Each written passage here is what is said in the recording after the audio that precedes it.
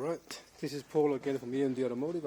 This is the fuel tank for this Range Rover Sport. Just want to show you.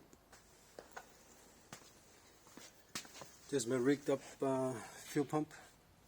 This is a diesel in here, premium diesel, and this one here. So, 2 seconds. Alright, now it's all hooked up now.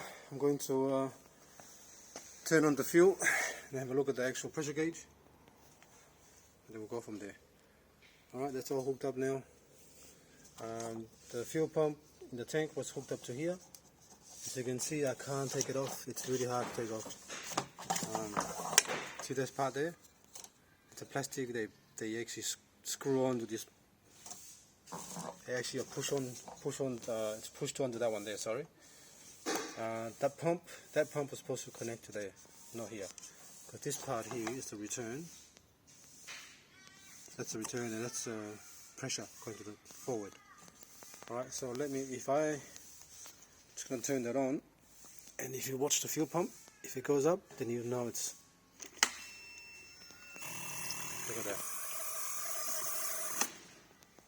look at that, and it's holding pressure.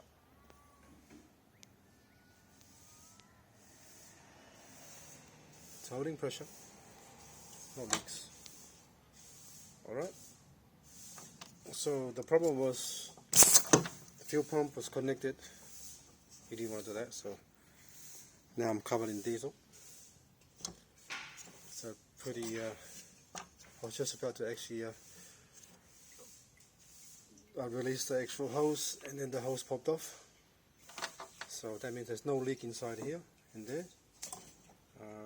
But the actual problem was the fuel pump was supposed to be connected to there, and they connected. Someone connected the fuel pump to here, and causes and plus that little hose here is kinked as well. I'm not sure if I need a new one of those. So, and the problem is found. So now we're gonna hook it up properly.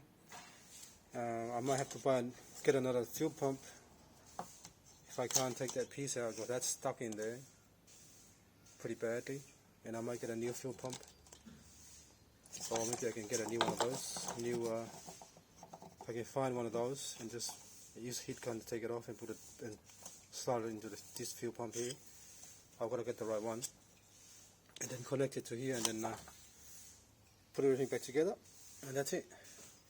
Alright, thanks for watching, and please subscribe.